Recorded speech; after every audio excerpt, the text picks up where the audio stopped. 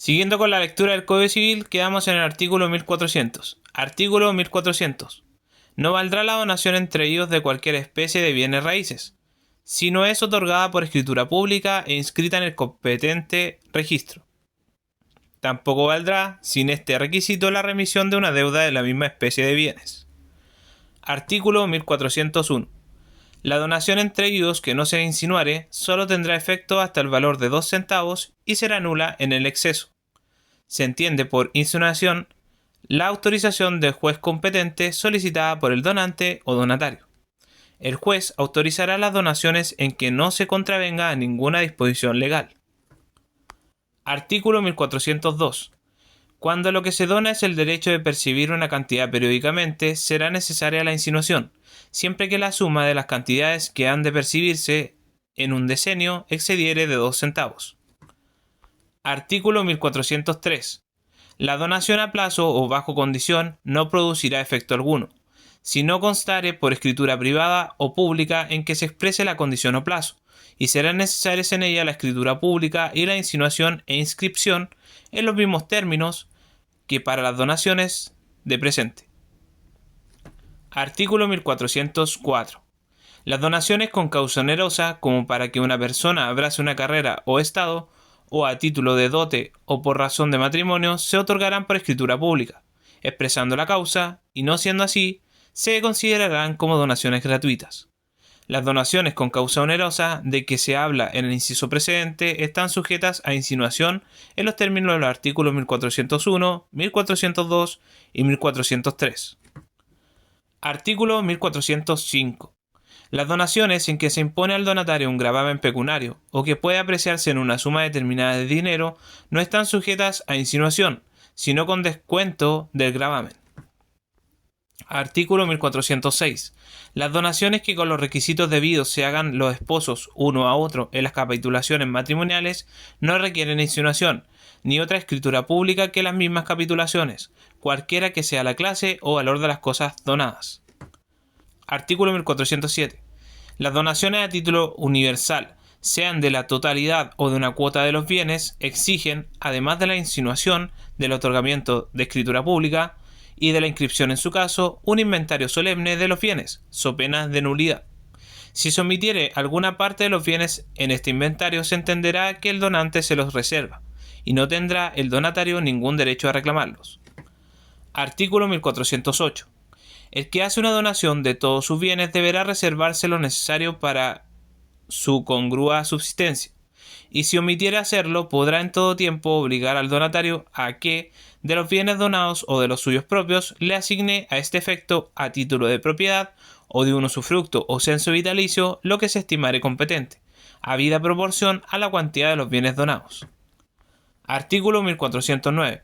Las donaciones a título universal no se extenderán a los bienes futuros del donante, aunque éste disponga lo contrario. Artículo 1410. Lo dispuesto en el artículo 1401 comprende las donaciones fideicomisarias o con cargo de restituir a un tercero. Artículo 1411.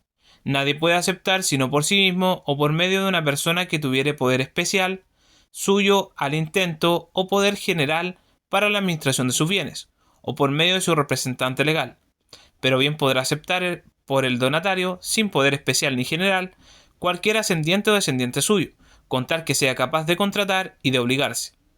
Las reglas dadas sobre la validez de las aceptaciones y repudiaciones de herencias y legados se extienden a las donaciones.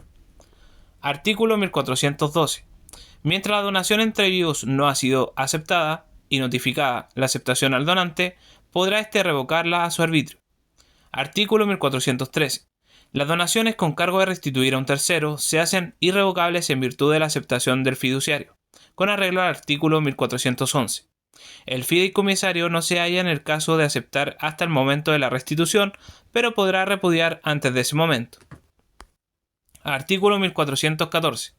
Aceptada la donación por el fiduciario y notificada la aceptación al donante, podrán los dos de común acuerdo hacer en el fideicomiso las alteraciones que quieran, sustituir un fideicomisario a otro y aún revocar el fideicomiso enteramente, sin que pueda oponerse a ello el fideicomisario.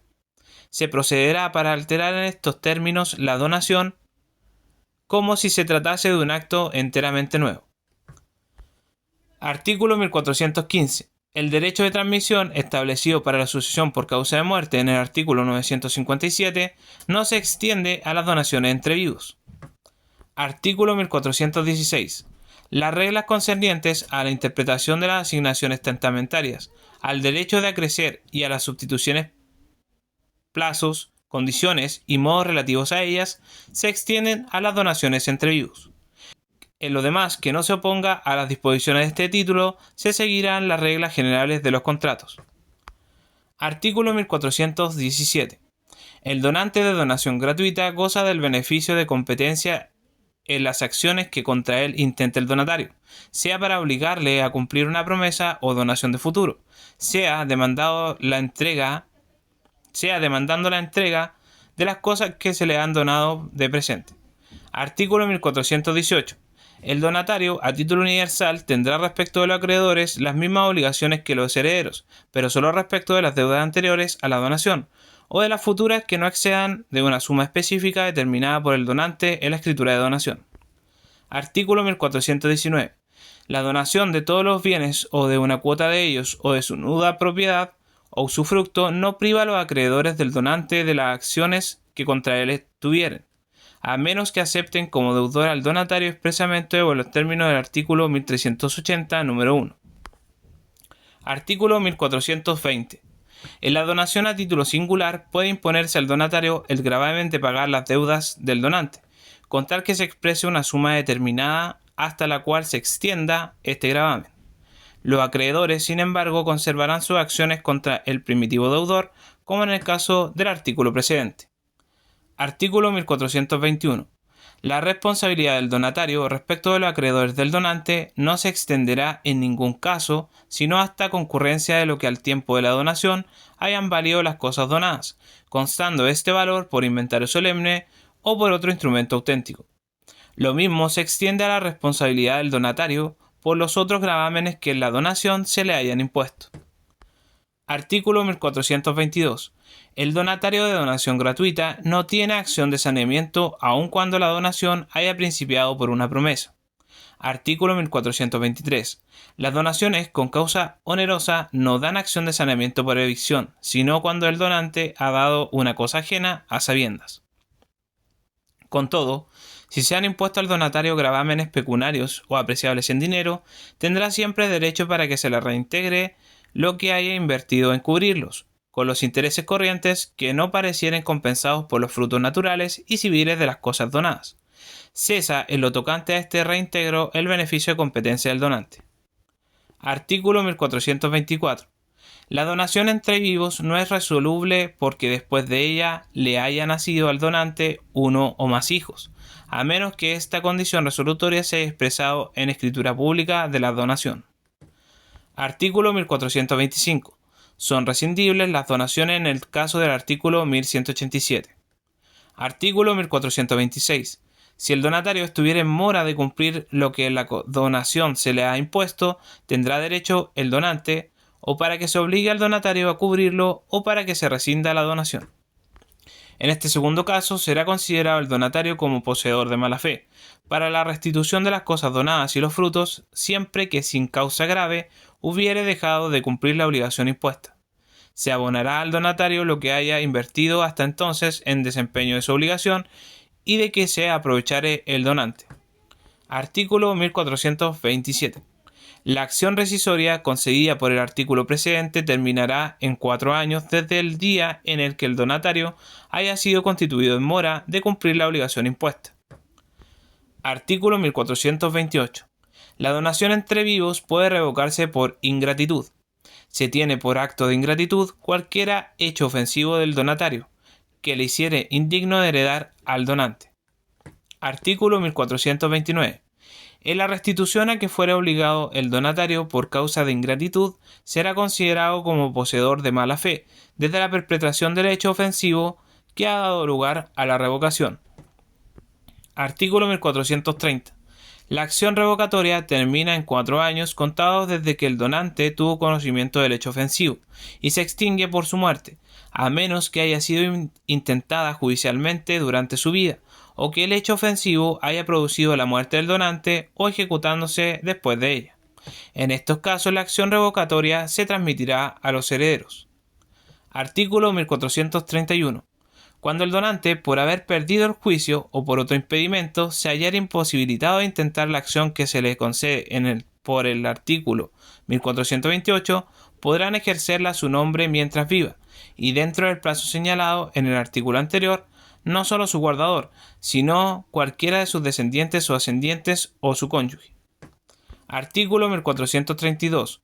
La resolución, rescisión o revocación de que hablan los artículos anteriores no dará acción contra terceros poseedores ni para la extinción de las hipotecas, servidumbres u otros derechos constituidos sobre las cosas donadas, sino en los casos siguientes. Primero, cuando en escritura pública de la donación, entre paréntesis, inscrita en el competente registro, si la calidad de las cosas donadas lo hubiere exigido, se ha prohibido al donatario enajenarlas o se ha expresado la condición. Segundo, cuando antes de las enajenaciones o de la constitución de los referidos derechos se ha notificado a los terceros interesados que el donante u otra persona a su nombre se propone intentar la acción resolutoria, rescisoria o revocatoria contra el donatario. Tercero, cuando se ha procedido a enajenar los bienes donados o a constituir los referidos derechos después de intentada la acción. El donante que no hiciere uso de dicha acción contra terceros podrá exigir al donatario el precio de las cosas enajenadas, según el valor que hayan tenido a la fecha de la enajenación. Artículo 1433. Se entenderán por donaciones remuneratorias las que expresamente se hicieren en remuneración de servicios específicos, siempre que estos sean de los que suelen pagarse. Si no constare por escritura privada o pública, según los casos, que la donación ha sido remuneratoria, o si en la escritura no se especificaren los servicios, la donación se entenderá gratuita. Artículo 1434. Las donaciones remuneratorias, en cuanto equivalgan al valor de los servicios remunerados, no son rescindibles ni revocables, y en cuanto excedan a este valor, deberán insinuarse. Artículo 1435. El donatario que sufriere evicción de la cosa que le ha sido donada en remuneración tendrá derecho a exigir el pago de los servicios que el donante se propuso remunerarle con ella, en cuanto no aparecieren haberse compensado por los frutos. Artículo 1436. En lo demás, las donaciones remuneratorias quedan sujetas a las reglas de este título. Libro cuarto. De las obligaciones en general y de los contratos. Título 1. Definiciones. Artículo 1437. Las obligaciones nacen ya del concurso real de las voluntades de dos o más personas, como los contratos o convenciones, ya de un hecho voluntario de la persona que se obliga, como en la aceptación de una herencia o legado, y en todos los cuasicontratos, ya a consecuencia de un hecho que ha inferido injuria o daño a otra persona, como en los delitos y cuasidelitos, ya por disposición de la ley, como entre los padres y los hijos sujetos a patria potestad. Artículo 1438. Contrato o convención es un acto por el cual una parte se obliga para con otra a dar, hacer o no hacer alguna cosa. Cada parte puede ser una o muchas personas. Artículo 1439. El contrato es unilateral cuando una de las partes se obliga para con otra que no contrae obligación alguna, y bilateral cuando las partes contratantes se obligan recíprocamente. Artículo 1440. El contrato es gratuito o de beneficencia cuando solo tiene por objeto la utilidad de una de las partes, sufriendo la otra el gravamen, y oneroso cuando tiene por objeto la utilidad de ambos contratantes, gravándose cada uno a beneficio del otro. Artículo 1441. El contrato oneroso es conmutativo, cuando cada una de las partes se obliga a dar o hacer una cosa que se mira como equivalente a lo que la otra parte debe dar o hacer a su vez, y si el equivalente consiste en una contingencia incierta de ganancia o pérdida, se llama aleatorio. Artículo 1442. El contrato es principal cuando subsiste por sí mismo sin necesidad de otra convención, y accesorio cuando tiene por objeto asegurar el cumplimiento de una obligación principal, de manera que no pueda subsistir sin ella. Artículo 1443. El contrato es real cuando para que sea perfecto es necesaria la tradición de la cosa a que se refiere. Es solemne cuando está sujeto a la observancia de ciertas formalidades especiales, de manera que sin ellas no produce ningún efecto civil, y es consensual cuando se perfecciona por el solo consentimiento. Artículo 1444. Se distinguen en cada contrato las cosas que son de su esencia, las que son de su naturaleza y las puramente accidentales. Son de la esencia de un contrato aquellas cosas sin las cuales o no produce efecto alguno o degenera en otro contrato diferente. Son de la naturaleza de un contrato las que, no siendo esenciales en él, se entienden pertenecerle, sin necesidad de una cláusula especial. Y son accidentales a un contrato aquellas que ni esencial ni naturalmente le pertenecen y que se le agregan por medio de cláusulas especiales. Título segundo. De los actos y declaraciones de voluntad. Artículo 1445. Para que una persona se obligue a otra por un acto o declaración de voluntad es necesario, primero, que sea legalmente capaz, segundo, que consienta en dicho acto o declaración y su consentimiento no adolezca de vicio, tercero, que recaiga sobre un objeto lícito, cuarto, que tenga una causa lícita.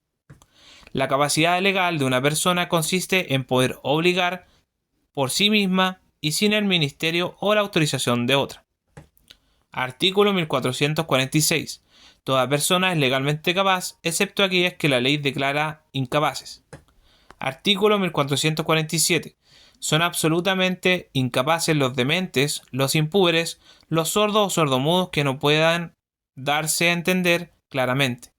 Sus actos no producen ni aun obligaciones naturales y no admiten caución.